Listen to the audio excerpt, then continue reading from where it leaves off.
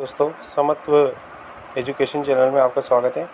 आज हम जिस टॉपिक के बारे में बात करना चाहते हैं उसका नाम है व्याकरण शास्त्र के त्रिमुनि और कौन कौन सी व्याकरण की रचनाएं हैं उनके बारे में हम जानकारी प्राप्त करेंगे। देखिए, जो त्रिमुनि हैं उन त्रिमुनियों में पाणिनि पहले मुनि माने जाते हैं और इन पाणिनि जी का जो स्त्री काल है वो 2800 ईसा पूर्व माना गया है तथा युधिष्ठिर जो मीमांसक है उसके अनुसार 2100 ईसा पूर्व इनका समय माना गया है। आधुनिक जो विद्वान है वो इनका समय 700 ईसा पूर्व मानते हैं। डॉक्टर वासुदेव शरण अग्रवाल के अनुसार इनका समय जो है 500 ईसा पूर्व माना गया है। आगे बात करें तो पाणिनि जी के जो अन्य नाम है वो एक तो आइक, शालातूर्य, शालंकी, दाक्षीपुत्र और सूत्रकार इनको कहा जाता है, क्योंकि इन्होंने सूत्रों की रचना की अष्टाध्यायी नामक ग्रंथ में, इसलिए इन्हें सूत्रकार कहा जाता है। पिता इनके थे पाणिन, माता इनकी दाक्षी, इसलिए इन्हें दाक्षी पुत्र भी कहा जाता है। ये ऐसा जो दाक्षी नाम इनकी माता का नाम जो है वो महाभाष्य में मिलता है। इनका मूल स्थान बताया गया है लाहौर, युधिष्ठिर मीमांसक के अनुसार। शालातुर भी इनको जाना जाता है, इसलिए इन्हें शालतूर्य भी कहते हैं। इनके गुरु जो थे वर्ष थे, ऐसा कथा सरित सागर में वर्णन मिलता है। इनके मातामह यानी नानाजी जो थे दक्ष थे तथा इनके जो मातुल यानी मामा जो थे वो दाक्षी और शिष्य जो है कौत्स को इनके माना जाता है। अगर आगे देखें तो पाणिनि जी जो हैं उन्होंने कौन कौन सी इनकी रचनाएं कृतियाँ हैं तो देखें तो पाणिनि जी ने अष्टाध्यायी नामक जो है व्याकरण नामक ग्रंथ की रचना की, जो व्याकरण शास्त्र पर आधारित है और इसमें सूत्रों की रचनाएं देखने को मिलती हैं। आगे देखें तो धातु पाठ, गण पाठ, लिंग पाठ और उणादि पाठ आदि इनकी कृतियाँ हैं। काव्य रचना एक इनकी मिलती है जिसका नाम है जामवंती विजयम, और अष्टाध्यायी का सामान्य परिचय का देखें तो इसका जो अन्य नाम है वो शब्दानुशासन मिलता है। सूत्र की बात करें अष्टाध्यायी में तो 3997 या 98 के लगभग जो है सूत्र है तथा 8 अध्यायों में ये विभक्त है।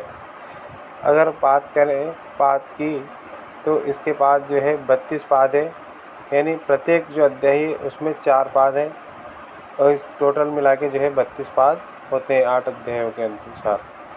अब इनके आगे बात करें तो जो 29 पादों के प्रति जो 3 पाद असिद्ध माने जाते हैं, अर्थात जो प्रारंभिक जो 7.25 अध्याय है इन्हें 7.25 अध्यायों को क्या कहा जाता है, सपाद सप्ताध्यायी कहा जाता है। यानी जो 29 पाद है उन्हीं को ही सपाद सप्ताध्यायी कहा जाता है और बचे 3 पाद जो अंतिम पाद है और इन्हें ही त्रिपादी के नाम से भी जाना जाता है, यह कहा जाता है। आगे अगर बात करें तो ये जो 29 जो पाद है यानी सपाद सप्ताध्यायी है, इनकी तुलना में जो है अंतिम त्रिपाद जो है वो क्या हो जाते हैं, असिद्ध माने जाते हैं। आगे देखें तो अष्टाध्यायी का जो प्रथम सूत्र है वह है वृद्धिराजेच। अष्टाध्यायी का अंतिम सूत्र जो है अष्टाध्यायी में महेश्वरी सूत्रों की संख्या जो है कितनी बताई गई है, 14। आगे अगर हम देखें तो ये 14 जो महेश्वरी सूत्र हैं इनसे ही 44 प्रत्याहारों का निर्माण हुआ माना जाता है।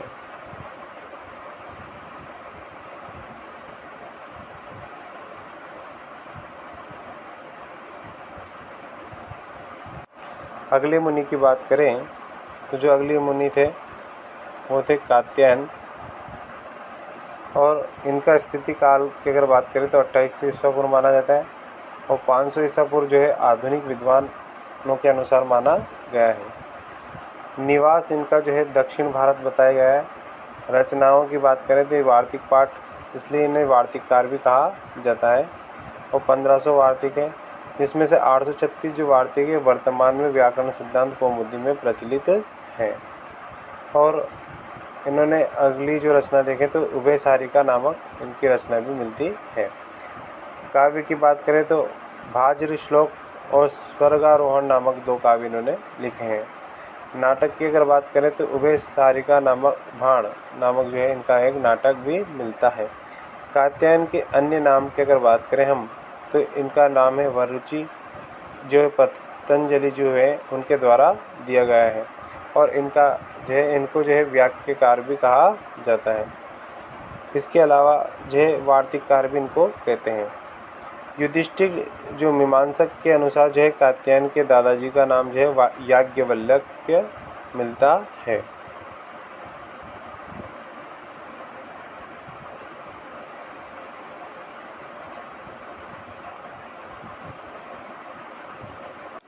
त्रिमुनि में अगले मुनि की अगर हम बात करें, अगले मुनि हैं पतंजलि। इनका स्थिति काल अगर देखें तो इनका स्थिति काल है 150 से 200 ईसा पूर्व माना जाता है।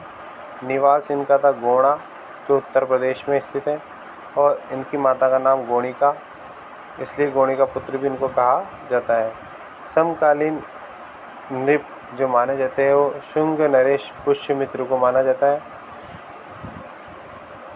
अगर इनके अन्य नाम की बात करें तो इनका अन्य नाम है अहिपति, चूर्णिकार, फणिवृत्त, शेषाही, भाष्यकार, गोणिका पुत्र और गौनरदीय जो है इनके नाम मिलते हैं।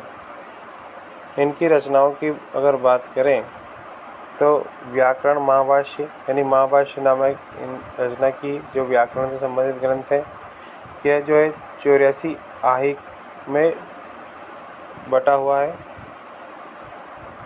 देखिए पतंजलि के द्वारा जो पातंजल योग सूत्र दिया गया है, जिसमें अष्टांग योग जो है उनके बारे में बताया गया है।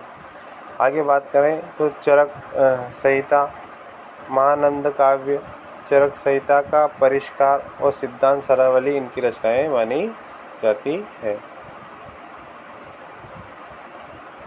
आगे बात करें तो महाभाष्य पर केयट और नागेश, ये दोनों ने जो है, और तथा भट्टोजी दीक्षित, इन्होंने जो है क्या है टीकाएँ लिखी है। अगर केयट की बात करें, ये जो केयट थे ये जेठ का पुत्र था। इन्होंने इनके द्वारा जो है प्रदीप नामक जो टीका है वो लिखी गई है महाभाष्य पर। नागेश भट्ट के द्वारा जो उद्योत टीका लिखी गई है।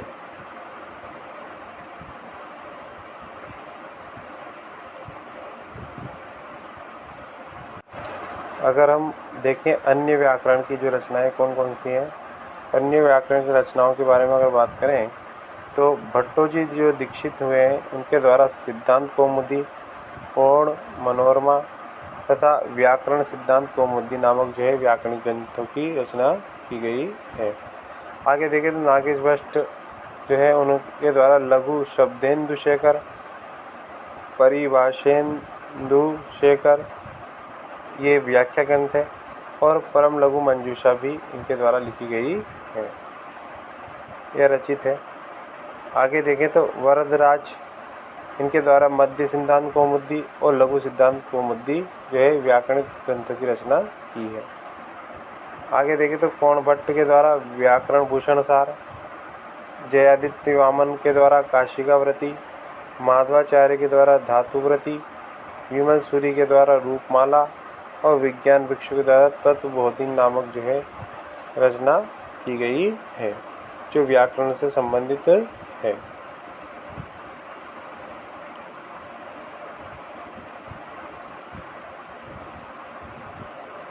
अगर आपको ये वीडियो पसंद आया है तो please like, share, subscribe, press to bell icon.